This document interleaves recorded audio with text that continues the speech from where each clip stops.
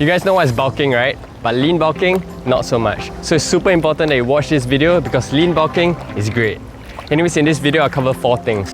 1. What is lean bulking? 2. Why you should lean bulk?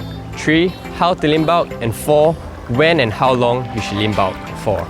Anyways, the timestamp for each of these questions are in the description below. So if you want to skip to any of the 4 questions, feel free to do so.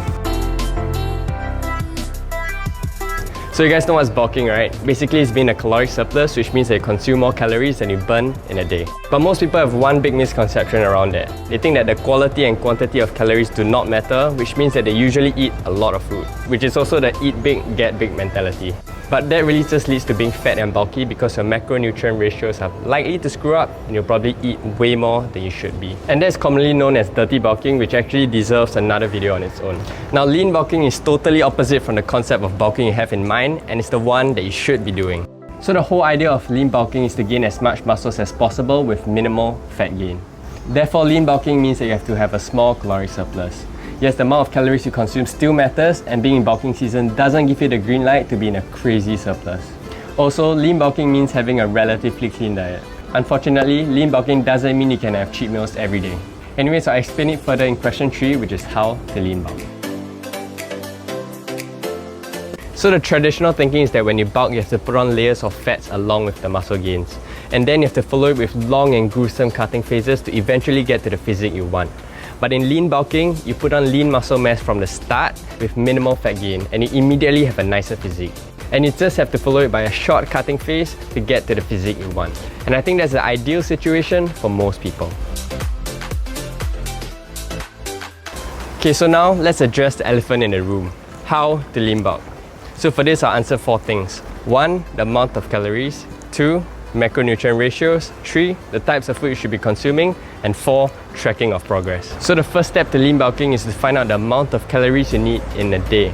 The first thing to do is to find out your maintenance calories, and that is the amount of calories you need to maintain your weight. I'll put a link below with a calculator that you can use to find that number for yourself.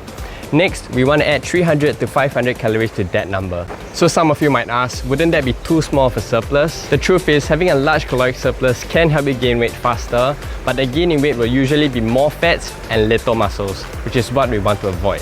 Therefore, a slow and incremental weight gain of around 0.5 to 1 pound per week is ideal because you maximize muscle gain and minimize fat loss.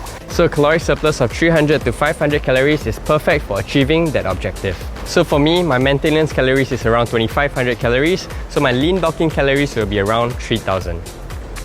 Okay, step number 2, we have to find out your macronutrient ratio. So let's do the math. First, we'll look at protein. An ideal number would be 1 gram of protein per pound of your body weight. For example, I'm 65 kg now, which means I'm around 143 pounds.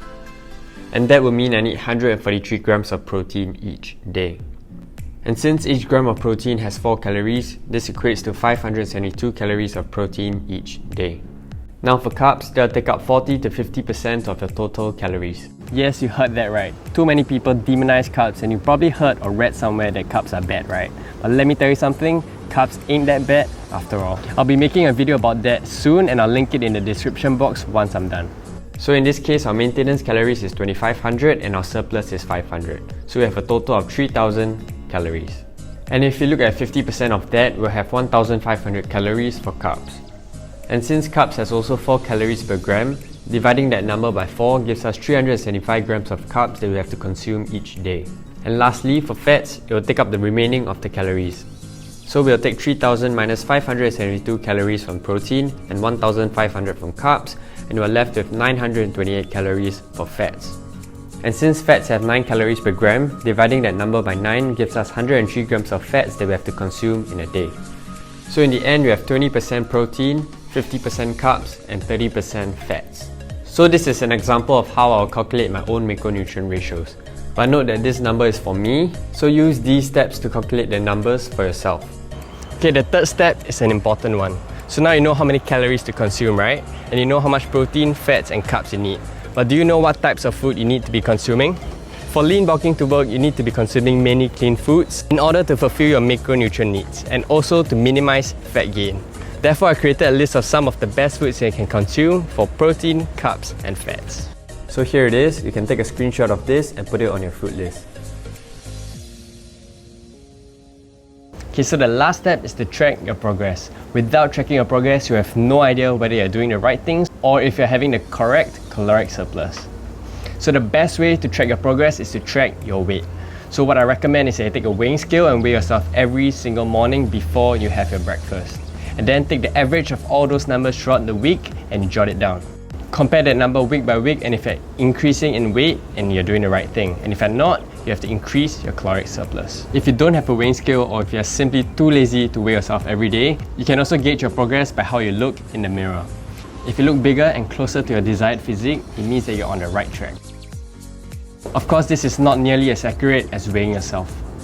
Anyways, there's other ways to tell, such as how fitting your clothes are and also how you feel. The more confident you feel, the more likely you're making progress.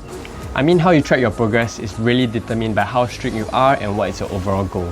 For me, I'm really just about getting stronger and looking better, so I usually gauge myself by how I look in the mirror or how I feel. But if you're doing it for a competition or if you're just really strict with yourself, weighing yourself is probably the best option. Anyways, something you can and should track is your strength gains.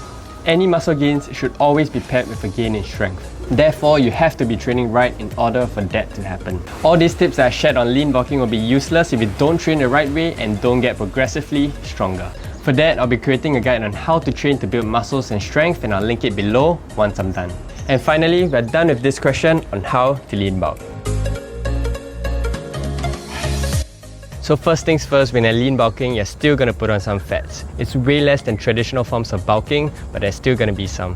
Usually that muscle gain to fat ratio is around 1:1, but if you're a newbie or just came back from a long break, good news for you, it can be as high as 2:1. Anyways, don't worry about that fat gain. It sounds a lot, but it really isn't. When you're lean bulking, the lean muscles that you put on will nicely mask away that fat gain and you still have a reasonably nice physique. Now knowing that you'll still be gaining some fats, you should definitely be having a relatively lower levels of body fat before you start lean bulking. That way you have more room to put on fats as you lean bulk, so you can lean bulk for a longer period of time without needing to start cutting again. That being said, it's really up to you how lean you want to be before you start lean bulking. But I recommend that for men, you should be around 10 to 15%, and for women, 18 to 22 would be good.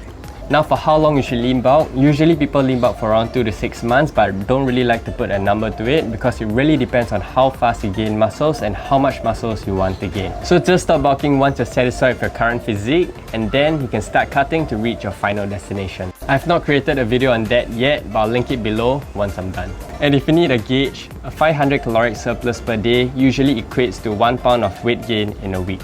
And that means half a pound of muscle gain and half a pound of fat gain. So in a month, if all goes well, you'll be gaining 2 pounds of muscles per month. I know this doesn't sound like much, but it really have a significant impact on your physique. So that is a lean bulk quick start guide. I hope I've answered all of your questions. If you have any more questions, feel free to ask them in the comments below and I'll make sure to answer them. Anyways, my name is Brian and I'll see you in the next video.